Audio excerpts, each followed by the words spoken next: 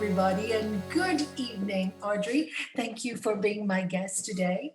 The format will be I'll start first, and 20 minutes down, we'll invite Audrey in because I asked her which subject would you like to speak on, and she said the four locks and keys. But first of all, namaste, everyone. Namaste, namaste. And I am very well with my eye. I'll do the other one next week. It's just pretty dark, but that's okay. But it's gone well. And thank you all for your good wishes. And if it gets too bright, I will put on my sunglasses, all right? So tonight, we're going to speak on the four locks and keys. But first, Les, could you put it on screen so they could see what the four locks and keys are all about? As Swami Sachidananda says, if you don't practice any yoga at all, nothing at all, and you just practice this, watch the change in your life. So it's Book 1 of the Yoga Sutras of Sri Patanjali, Sutra 33. Maitri Karuna Muditopekshanam Sukha Dukkha Punya Apunya Vishayanam Bhavanatas Chitta Prasadanam. So what does that mean? By cultivating attitudes of friendliness toward the happy, compassion for the unhappy, delight in the virtuous, disregard towards the wicked, the mind retains its undisturbed calmness.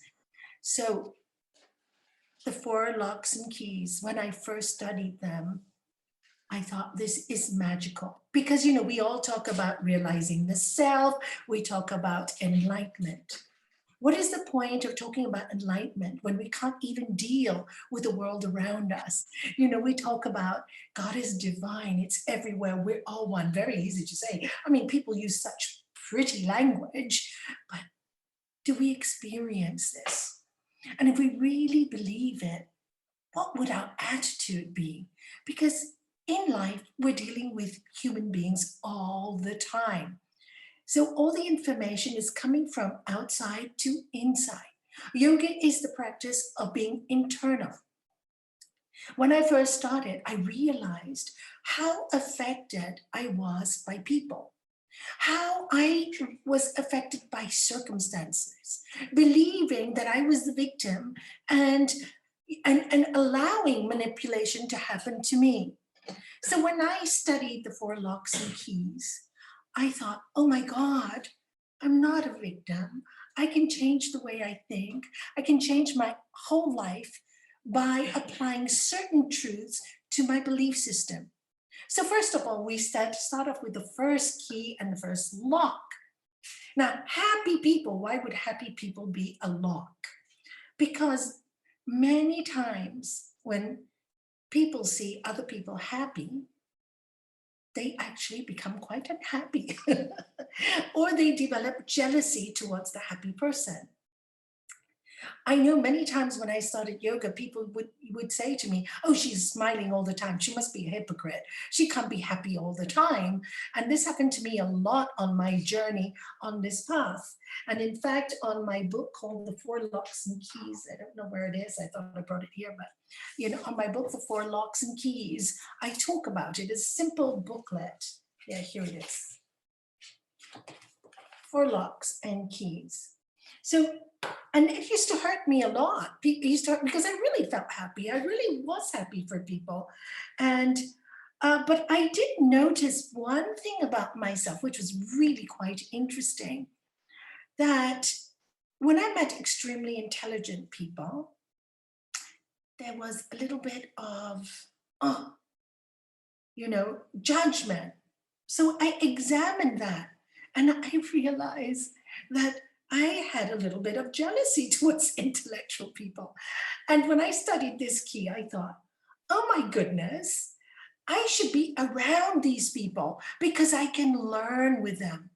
So instead of feeling not good enough being around very intelligent people, because that's what a lot of yoga teachers feel like. Oh, they know everything, I know nothing. We feel uncomfortable, we close in. I went and invited all these intelligent people to come to Gibraltar. I invited so many people, and I got so excited because I thought, I can learn so much. And of course, I also learned at that time the difference between intelligence and real happiness. Because real intelligence, I learned the very intelligent people really had too much mind stuff. And the really happy people were quite simple. So you learn a lot with this practice. It's not as simple as it looks. It's really very deep. And it really requires one to go deep within oneself, your thought patterns. What am I thinking? You know, and then I thought, okay, let me be around happy people. And of course, when you're around really sincerely happy people, what happens?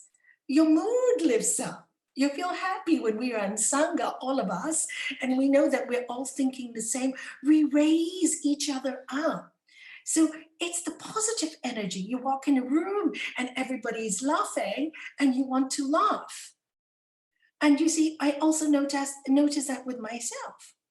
So I used to complain up to my husband when business was bad, for example, and he'd come home and he'd complain. And instead of cheering him up, what would I say? I would say to him, oh my God, you're always complaining. Can you be positive? Can you be positive? Can you be positive? Look at my face. And the practice of yoga made me see, oh my God, I am not happy. How can I be happy? How can I even raise his spirits? So rather than looking at him, I started to look at turn my whole world inside out and started to look within. How can I cure the situation? So different. When he'd come home from work and we had a really bad day, he would say, oh, we had a really bad day. Don't know if we're going to pay this bill or that bill. And I go, darling, don't worry. You know, come on, these things happen. One good day, bad day. You know what retail is like.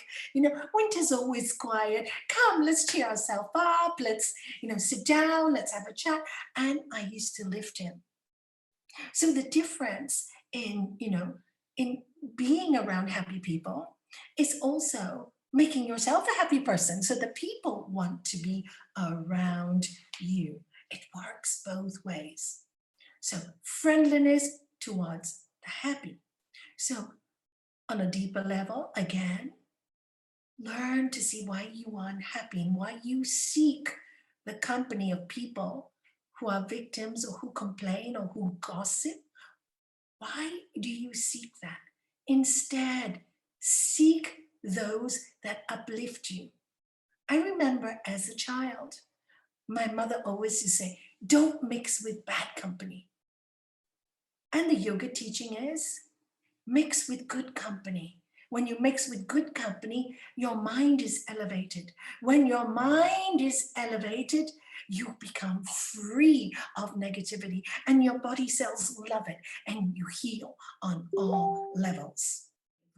Because I really then also realized that I'd like a small group of people, when we really trust each other, we can say the truth, knowing that we're not causing any harm to anyone and lifting each other. It doesn't mean you don't accept that certain people are a certain way. It's just that know who to say it to, keep your words at a minimum to cause the least amount of harm.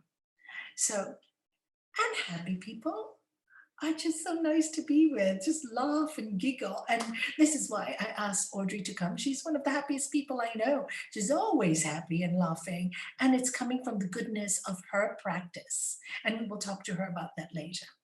So the second one is compassion towards the unhappy.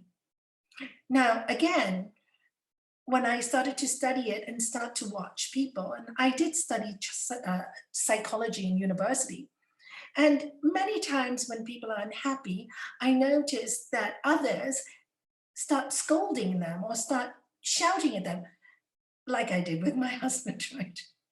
And they would say, come on, lift yourself, come on, get up, go out, do this, get your clothes on, do this. as if it's so easy. If you've ever known when you've been unhappy, really unhappy, it's really hard to lift. So show compassion to those who are unhappy. We're not talking about pity. Oh, poor thing, they're so unhappy. People don't need that. That doesn't help in any way. Compassion is simply listen. If you need me, I'm here. Now, we're talking about unhappy people. I'm not talking about people who go on and on about their victimhood. Those people just seek attention. When people, have a problem and you help them, they've been to psychologists and they've been for counseling and they practice and they still complain about the same thing. Notice one thing, it becomes a bad habit and they seek attention. So it is best not to give them any attention. In fact, it's best to ignore them. We're talking here about really unhappy people, okay? And what you give them is compassion. We're talking about empathy, kindness. And sometimes kindness is saying as little as possible and just listening. I notice that when people are unhappy, they get so many lectures. I remember when this woman lost her son, and it was before I lost my husband. And she lost her son and she came to the yoga center because somebody told her she had to go. And right at the talk, she asked at the end, she said, I'm really not ready to go out. And everybody is screaming at me that I need to get on and move on. But I'm really not ready. I've come today and I want you to tell me, is there something wrong with me that I just don't want to? And I said to her, no, if you're not ready, you're not ready. And after my husband left the world, and I could really understand that. I was not ready many days to mix with people. I really just wanted to be on my own. I wanted to go over his things on my own. I was very happy to do that. And she needed to do that. She said to me, oh, everybody's telling me that I should not look at my son's stuff. I shouldn't look at his photos. And I said, well, and wipe him up off your life? Not possible. You see, people expect so much from unhappy people. We're all different. Some people can raise themselves by themselves very quickly. Some people need more time. So you need to have compassion for the unhappy because unhappiness and pain is not easy. So this is another key. Stop lecturing them. And if they're really unhappy, advise them to go for help, for therapy. You can advise them. But if they don't want to listen, please understand, by nagging them, it's not going to make them better. They'll just get worse. You have to let them suffer and learn for themselves. Okay, so compassion towards the unhappy. The next one is delight in the virtuous. All the time we are hearing, especially in these COVID times, oh, all the negative. This is happening and that is happening and the government's doing this and that is doing this and that one's doing that, and our minds are so full of so much negative. Why don't we, because the news doesn't do it, people don't do it, we as yogis, why don't we focus on the virtuous? We need to focus on that which is good. There is so much good in this world. There are so many good people. All of you out there, you're good people. You all want to make it a good world. We're talking about a small amount of people that are causing a lot of problems. And don't worry, like every war, the righteousness will eventually win. We will, by raising our energy levels. And how do you raise your energy levels? Delighting, noticing. Don't watch the news so much.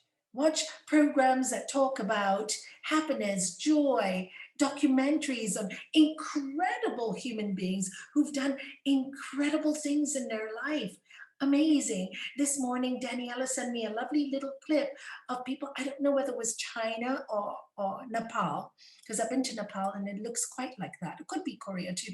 But this clip was about these mountain people. They really literally have to climb I don't know how many hundreds of meters up with a baby on the back on a steep hill. Their homes were on top of the mountain. And then we saw a young little boy cooking, 5 or 6 years old, cooking outside on the floor on a stove for his little brother who was 3 or 2 and making fried rice. It was a short clip. It was so effective. It was, oh my God. And we're here complaining and look at this 5-year-old loving to feed, cooking on a hot stove for his younger brother and feeding his younger brother and feeding himself. And these people climbing up these mountains in the most difficult of circumstances and smiles on their faces. And we with a little problem, complaining all day, right? So when you focus on the virtuous, when you see even the simplest of positive clips, apply them. You know, we get so many good things on WhatsApp and we just look at them, pass them, look at them, pass them. But have more depth in what you're looking at. And most of all, the depth is within you. Look at yourself. Are you virtuous? Because what you are, you will attract in your life. So when you're praising somebody, think of how you feel. Oh, I love this person. You feel so good. You feel so happy. There's so many good people in the world. The heart is so big. The world has room for everybody. You don't have to be the best. And that's one thing I loved when I realized I didn't have to be the best. And neither am the worst. I'm average. I'm so happy to be average because if you're the best, you're always competing and wanting to stay there. If you're the worst, you're always feeling terrible. How nice to be average. How wonderful to be average. Why do people want to be so famous or so wonderful? Isn't it just so comfortable to just be average and do good and be good? Just do good, be good, live a good, simple life. And delight in all those wonderful, good people there are in the world. So many wonderful people in this world. Good far outweighs bad. And finally, disregard the wicked. In this world, there are good people, there are bad people, there's evil, there's good. We know that. This is the world we live in. We pay too much attention to evil, so much attention. Attention to evil feeds it. It feeds it. If you give anything attention, you magnify it. All right? You magnify. Even in your mind, if somebody insults you and they call you stupid, for example, and you keep it in your mind and you think about it all day, by the end of the day, you've ruined your whole day. You've lost 24 hours. You can't sleep at night and you're angry at the other person. Oh my God, what a waste of good energy on somebody who called you stupid when you're not stupid. You are stupid for believing or letting their words affect you. Do you get it? You have to go very deep into this. I'm only going to speak about this briefly today, but really apply these 4 locks and keys, rather with the outside world, but also with yourself. Don't give negative energy. Now, there are good people with bad habits. And I'm going to finish off with just this one example. I could give you thousands. I will ask Audrey for some of the other examples. For example, my husband used to smoke 40 to 60 cigarettes a day, right? And I used to get very upset with him. His bad habit became him. I didn't know how to separate the bad habit from him. So I complained all the time and kind of put his nature, his personality down. When I studied this as well, it's just not evil, is also to things that you don't like in life. So I separated the cigarette from him. So I would tell him, darling, I really love you, but the cigarette smoking is not good for you. But then I started nagging and that even got worse. It got worse. It didn't get better. So one day I remember, I'll never forget that day because, I was like this. I went into my prayer room and I said, dear God, I'm sick and tired of being in control. I cannot do it. It's too much mind stuff. I get too upset. I'm not strong enough. I'm not going to nag him anymore. You're a child. You look after him. I'm done. I really surrendered. I really surrendered. And I never said anything. about his cigarette smoke. And when we moved to our new place in Portland, he said to me, I'm not going to smoke inside the house. Thank you, darling. Been to a restaurant where you used to smoke. Darling, the smoking is getting to you. I'm not going to smoke inside the restaurant. This is before they stopped all of it. Thank you, darling. And then when my granddaughter was just about to be born, who's 20, yeah, she's 20 now, he said, I cannot smoke in front of her. I'm going to quit. So it happened by itself. When I disregarded, I just didn't give it any more energy. I was sick and tired of nagging. So the disregard is a really incredible one. You work it with other people, you work it with yourself. You can work it on all fronts. So this is the 4 locks and keys. And when you can work at this, your mind, remember, what is yoga? Yoga, chitta, vritti, roda, tada, trastue, swarupe, vastanam. The restraints of the modification of the mind stuff is yoga. And then the siya, the purusha, the causal body sits in its own true nature, which is peace, peace, shanti, shanti. And that is the idea of the whole yoga practices. When the mind is clean, your life will be beautiful.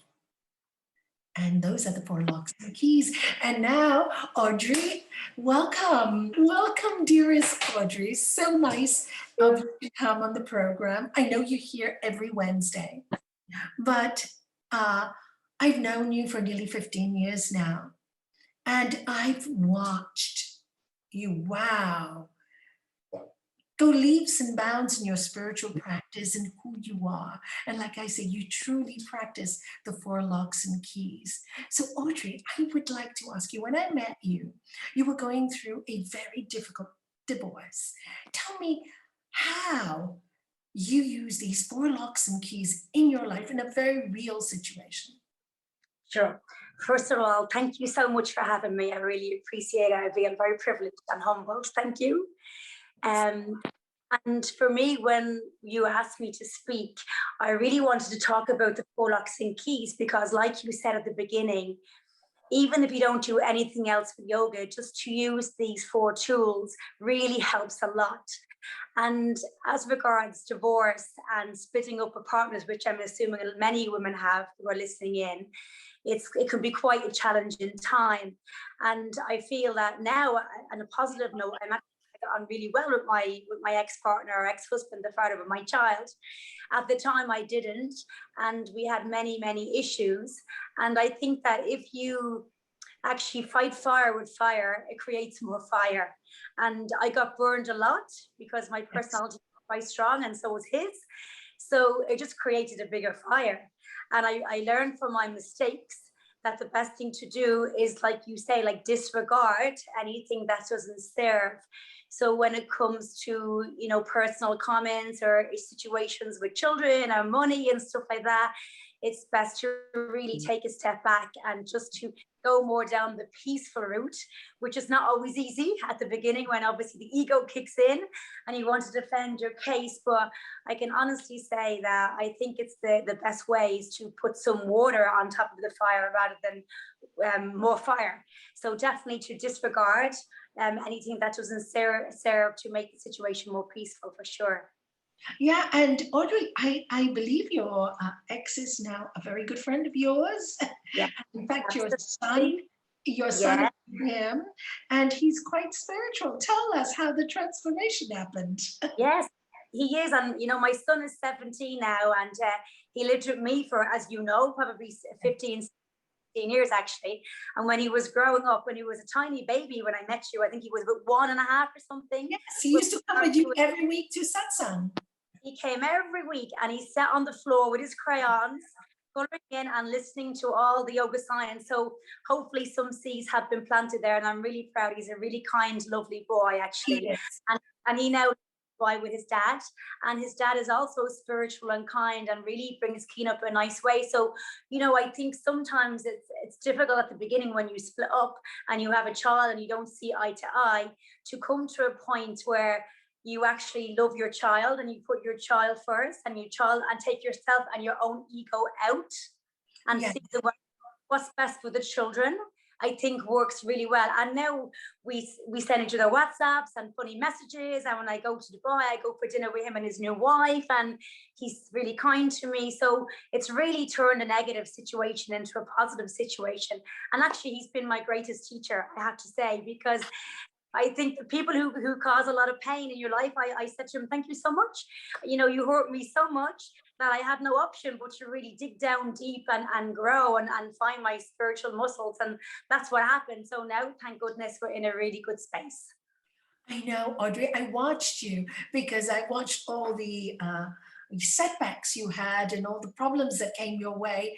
And I watched how you struggled, but you kept calm in the struggle. How did you do that? Did you meditate a lot? Did you run? What methods did you use to help yourself through those difficult periods? Because I watched you. It wasn't that you didn't suffer. You make it sound so easy, but you did. But you were stronger than yourself. Yeah, no, it wasn't easy, but you know, I think having a really good support network of friends helps a lot. Okay. Yeah, it helps a lot, because they say that you are the combination of your closest 5 friends. And I'm very blessed. I mean, I have lovely Helen and Daria and Michelle and all the lovely girls from the Sangha. Most of my friends are actually, I met through yourself, and which is amazing. And I think when you have that support with like-minded people who want to see you well, who don't want to keep you in the victim mode, because it's very easy to slip yourself into a victim mode. Oh, poor me, and this happened and whatever. But really, to surround yourself with positive, happy people, and to stop focusing on yourself so much, maybe on your children. And also, I think, you know, I know you always recommend that if you're feeling down, maybe the best thing to do is go and help somebody else who's less fortunate to you. So, you know, doing some charity work really helps a lot, because you're not thinking about your own personal situation. You're actually going and helping somebody who's maybe homeless, or some families who are have unfortunate circumstances. And that really makes you think, wow, why am I making such a big deal? I got divorced, so what? Who hasn't got divorced, you know? And I think, yeah. And I think also not taking yourself so seriously. That's a big one. And having a sense of humor and trying to see the funny side. And thankfully, I was born in Ireland, as you can hear from the accent. So sense of humor and having a fun approach to life is like part of my DNA. And I love laughing and I love smiling and I love having a good time. And that really helps. That really helps a lot, to be around people that are happy and who have fun and who want to lift you up. So that's great. And then obviously you have to deal with serious situations. And I think meditation and not only doing physical yoga, but watching your mind, and seeing what's going on and seeing how you're reacting to situations. And I realized that when we focus a lot on the pain, we continue to suffer. But when we focus more on the lesson, we continue to grow. Wonderful, wonderful, absolutely wonderful. Yes, and we do grow. And the painful situations are what makes our spiritual muscles. Isn't it true? Yeah, because otherwise we're not strong, we're weak. You know, something bad happens, we fall apart. And this happens to most people all the time. And the real science of yoga, and this is why I love teaching Raj Yoga, and now to see you and others spread it is fantastic.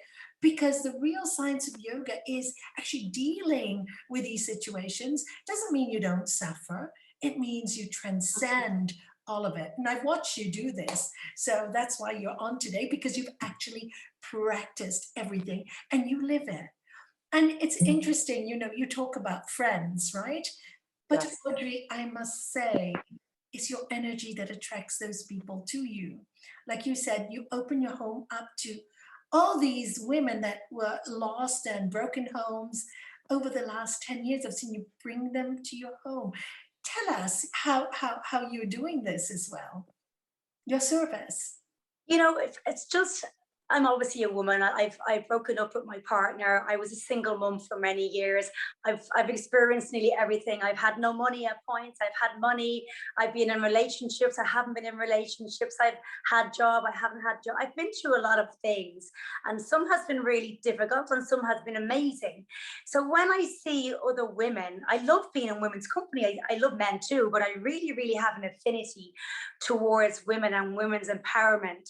So when I see somebody, a friend or someone who I know who's really having a tough time, and it's usually because of divorce or heartbreak or financial problems, or something has happened where they're really down on the luck and they're not feeling so well, it's like I really genuinely want to help them, because I know what it's like. I've been there myself. I know that feeling of being down there, and I know that it's possible to come out of it. So yes, many people have come to my house. The running joke in Marbella is that I'm like the women's refuge centre. And and I know that is absolutely true. Yeah. And you lift them. And you lift them. It's been a pleasure, you know, and it's so nice to see when the women, and I look at my friends even now who do so well, like Helen and Daria and Michelle and all these lovely people who are doing so well in their life and creating their own business. It's so lovely to see women doing well, because when your sister does well, you do well, because success brings success. Yeah. So here you're talking about delight in the virtuous as well. Are they with you today? They are. So maybe later when we finish, you can ask them all to come on screen too. Absolutely. Well, actually, I'm not in my home tonight. I'm in my lovely friend, you know, Michelle, my lovely art. Yes. I'm in my home today, and I'm upstairs. This is her bedroom. It's not my house, because Michelle has a special needs child called Sai, and she's 15. Yes. So myself and a few of the girls came an hour before, 5 till 6, and we just wanted to give her a bit of love and a little bit of healing. So the girls are all downstairs listening to us in the lounge, and I'm upstairs in the bedroom, so I could be a bit more quiet. So yeah, but Wednesday, talk about delight in the virtues. Every Wednesday we have a Nalanie night where we all meet in Helen's house, my house, and we all listen to the talk wherever the topic is, and then everybody brings lovely vegetarian food, and we spend the evening together. And this is what it's all about, isn't it? Happiness and delighting in the virtuous, and being around like-minded people to lift and raise our vibration and keep ourselves happy, and encourage each other in business and in personal health and in whatever needs to be done, and just to have fun and not take ourselves so seriously. Yes, I love that about you. You know, you study the sutras very, very deeply, as I know. And that's the proof. The proof of it is in you, that you are joyful. And, you know, Sri Patanjali says, when you practice yoga, you know, people become more peaceful, more joyful, they shine, they share, they love. And that is what you're doing now. You share everything with all your friends as if they were your very own sisters. And that is wonderful to watch. Really wonderful. And I am delighting in your virtuous qualities, you know, because it just makes me happy. You know, we need more of us in the world. We all need to uplift each other instead of being jealous. Yeah. And what about jealousy? Have you gone through that in your life as well? Yes. Thank you for bringing that up. Yes. Yeah, most definitely. And, you know, as you know, I live in Marbella nearly 20 years now, and I've learned many lessons. So I want to say thank you for those people who were really horrible to me and nasty and jealous. Thank you so much. You've been my biggest teachers. Yeah, I've had some very, very hurtful situations like yourself. I think when you go on this path, and when we live our life in truthfulness and with respect and with integrity, and sometimes people don't like to hear the truth. If you tell somebody something, you know, maybe they don't like it, and then it can backfire on you. And, you know, I think you've been in the same situation yourself. Yeah, and also, you know, I think, and it's really interesting, because I think, especially living in Marbella, sometimes women especially can be very bitchy and very gossipy, and sometimes they can even go off with your boyfriend or your partner at the time. You know, I've had a bit of that going on as well. Well, so I've seen that, yes. Yes. No, it's fine. It's okay. You know, you learn from these things, but I always remember you teaching us about what is a perfect yogic action. And that is one that causes no harm to anybody and some benefit to somebody, yourself included. So Yeah. when somebody does something that doesn't fall within those parameters, unfortunately, they're creating a bad karma for themselves. So I find, with these people, it's really interesting because for the last couple of months, I've had a couple of issues with one or two people. And interestingly, they have all left Spain and gone to live in different countries. Nothing to do with me. Nothing at all to do with me.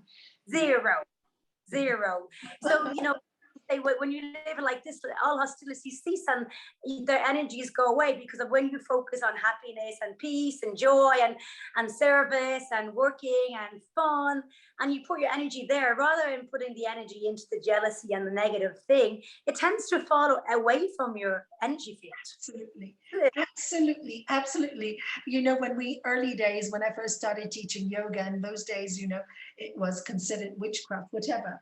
And we would have sometimes people come in and question me quite negatively and quite rudely, or speak to some of the other students, and they'd come up to me, "Oh, Nalanie, you should tell them they can't come back again." I said, no, that's not my style. I said, we just give them so much love and put the energy so high. And if they can't handle it, just never turn up again. And that's what happened all the time. Either they would change, yeah, or they couldn't take the energy. We didn't have to do anything. And then the yoga center in Gibraltar became very strong because all of us as a team, we learned to do that. And, there's a strong team there because we've been there for so many years, and everybody uplifting each other. So, yeah, it is amazing how that works. When you want to take control, when you want to control people's life, is almost impossible. But when you let go, and this is what we mean by surrender. Yeah. Surrender to the universe, surrender to God, right? Ishwara Pranidhanam, surrender. And the real surrendering is joyful, isn't it? Absolutely. And it's such a joy to be like that. It's so nice. But also getting back to compassion, I mean, I think I said to you during the week, especially, talking about this pandemic time, it's like everybody has a different situation and a different karmic journey. So we don't really know what's going on in people's lives behind the scenes. So, it's like they say, obviously with COVID and everything, people say we're in the same boat. But I was saying to you the other day, it's more like we're in the same storm, but some people are in a yacht, some people are paddling, some are swimming, some are drowning. So, when people come at you with different negative things or the point of view, we have to understand that everyone comes from a different point of view and try not to judge so much, and have some kind of compassion. But those, even the ones who hurt us, even the ones that give us pain, to have some kind of compassion. And actually with the 4 locks and keys, I think to apply them to yourself. So have compassion for yourself. If you're having a bad day, know that it's okay not to be okay on that day, and give yourself that time to accept and adjust and accommodate to what's happening. Or if you're happy, be happy that you're happy, and be happy.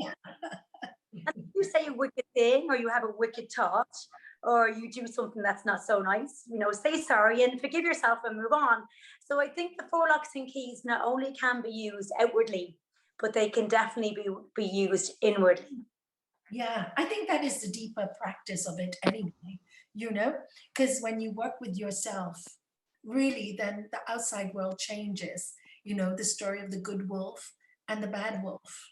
Which one do you feed is the one that lives in your mind. So when you feed the good wolf, that's what you attract. And it's really quite simple to practice, but it has to be sincere. And time has to be taken, like you did over the years. Take the time, used to take the time to study, take the time to come to satsang, and you always bring so many people with you. But you really practiced it. You really wanted to share the truth. Many people have the truth, but they want to keep it to themselves. They don't want to share the truth. But the more you give, the more you love, the more you share, the more abundant we are. Isn't it true? And this is, again, abundance of the virtuous. Yeah, I think everything for sharing. you always teach us that, to share knowledge, to share love, to share everything. And it's such a lovely thing to share. If you know something, or you have something, or you find a great thing, you want to tell your friends. Like, it's like finding a nice restaurant. You say, you have to go to this restaurant. It's so lovely. So knowledge is like that, or yoga, or meditation, or good people, or, you know, amazing friends. Share them, because then it increases the joy and increases the abundance of loveliness. Yeah, like you have done. You know that everybody talks about your place as the ashram, a little ashram in your house in Marbella.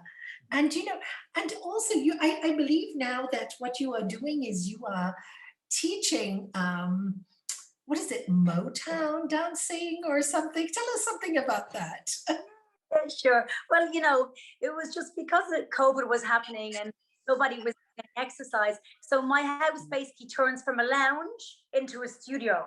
We moved the sofas over to the side and create a bit more space. And everybody loves music. We all love music and dancing. And all my friends, I mean, I'm 48, so my friends are in around the same age, and we all love Motown music. So I said, why don't we get together? I put some Motown on, we'll do some low impact, just get our heart rate moving and do some toning exercises. So we do that every Friday, and I teach yoga every Tuesday. And then I go to Helen's yoga, you know, and this morning I was actually teaching a class in Marbella. I think there was a few girls there, and it's such a joy to teach, actually, when this music is so uplifting, you know, and to get the whole body moving and get your heart pumping, and then to relax at the end. It really gets your mind. It increases the endorphins and the serotonin, as we know, exercise and yoga. So it's great. And then you have a coffee with the girls afterwards, and everyone feels really, really well. So I think exercise is fantastic, but like you said, it's about exercising your spiritual muscles, not only your bicep, you know. Yeah. It's a Yeah, and you teach them to do all of it and have fun with it. You know, yeah. sometimes we get yogis that are so serious. They think to be a real yogi, you have to be meditating 24 hours a day. And when I met Gurudev, you know, he just, it was so funny, hilarious, and you know, and so much fun. Yes, of course, he was serious as at times when he had to be at satsang at different places, but being with him was just fun. And then I met Dada Vaswani in India as well. And he was the same. He was just a bright light. He was fun. And I was really confused why, you know, we were told by so many schools, or when you read the book, this is why it's really important not to learn just by the book, but to watch these great souls. They really love life. They love people. They love service, you know. And you're right, you said service is the key to lift yourself. It really is. So, and that's what you've delved yourself in. But Natalie, you know, I really feel that spirituality should be fun, because if our birthright is to be happy and to be full of joy, then you know, it's, why not laugh, and why not take yourself seriously? And it's okay if you make a mistake, and it's actually quite nice to be average, not to be the best at everything, because it doesn't really matter. None of us are getting out alive anyway. We might as well just have fun along this journey and have a good time. So that's a great way to see it. And I think to sing and laugh and have so much fun, it makes other people open up, and they feel more comfortable doing it as well. Because happiness is like contagious, and laughing, there's nothing better than a big belly laugh where you can't stop laughing. It's so Yeah. nice. So Yeah, lovely. I also remember what you did when Collective Calling was away, when the lockdown came. You and Kamala came, both of you, actually started, just two of you, delivering all the food. And in no time, because of you guys, you got 75 volunteers or something like that. Am I right? Yes. Yeah. What Yeah. happened was, Collective Calling is run by Paul and Gemma Carr, but they were away at the time. They were in Tanzania helping some other project, and they rang me and said, "Oh, can you help? Can you and Kamala, please help lead?" And I said, "Yeah, no problem." So I took the little white van, and we went to Aldi, and I have to mention Aldi because Aldi, in fairness, is the only supermarket along the whole coast that actually donates food at least 3 mornings a week, and they give all the food that they can sell. So whatever it is, it can be bread, it can be meat, it can be yogurts, whatever. And we go in the van, and they give us the food, which is fantastic. And then obviously any financial donations that come in, we create family packs. soap, bread, pasta, you know, the essentials. And we do that. So we feed a lot of people. I think about, it changes, but a couple of hundred people, families a month. So Aldi's amazing. But so we did that for the first 2 weeks. And honestly, Nani, talk about compassion for the unhappy. I think I probably cried for the first couple of weeks, but you get stronger, you know, when you do charity. Like, Yes. at the beginning, really, really tough, because, you know, and this is the truth of the matter, the people had no milk for their baby, they had no bread, they had no food in their cupboards.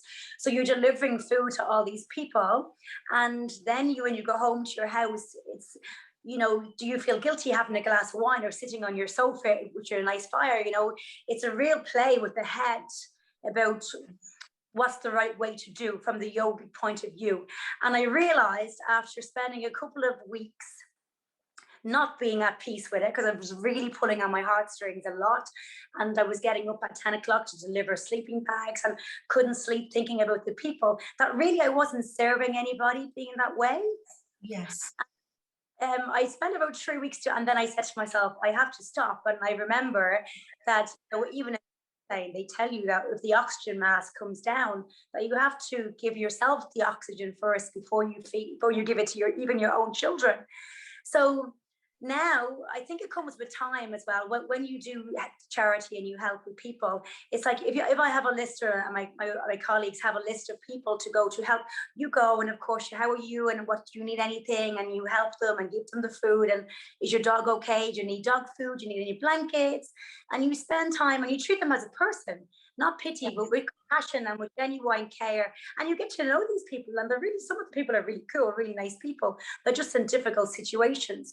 And then you have a list of another 10 people you have to go and visit, you know? So you have to, okay, take care, we'll see you now in 2 minutes, and you have to move on to the next person.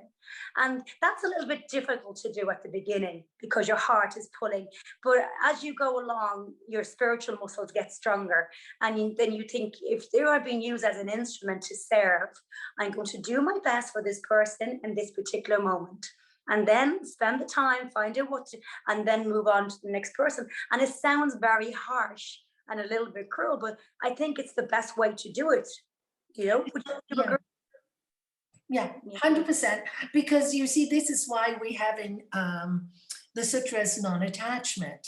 And people they misunderstand non-attachment. But non-attachment is, you can do your job really well when you're not so emotionally involved. Like you just said, it was a brilliant example. You don't sleep, then you get upset, then you don't.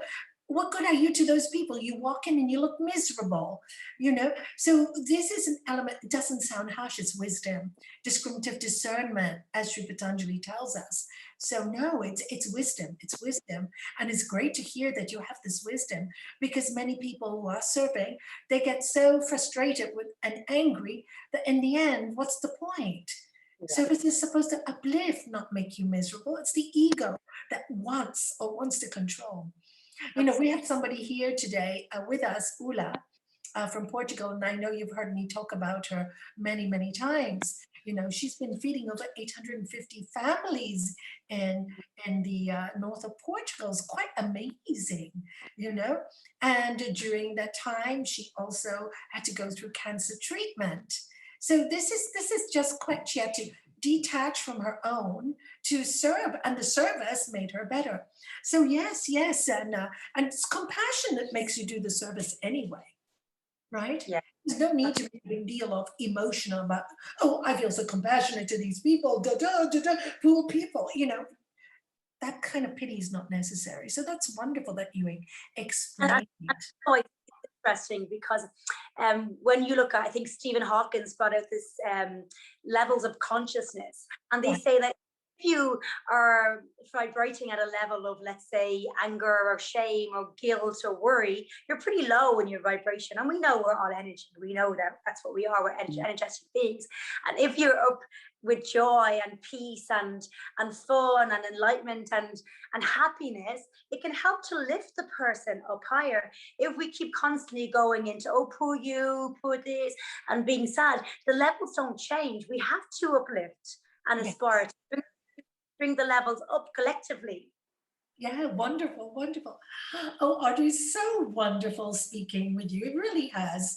And it is really wonderful to see how you've grown and how you want to share this with the world, because I think that's the whole idea, that we all go out there and share love. But before we can do that, we have to fix ourselves and the anger issues, the jealousy issues, the fear issues, the insecurity issues. And really that comes from total Ishvara Pranidhanam, Sri Patanjali, accepting pain for purification, and then study of spiritual books, and finally letting go and just enjoying each moment and living by these great values. And this is what you're doing. So I really appreciate you spending time with us this evening, and telling us how you practice all these keys in a real life.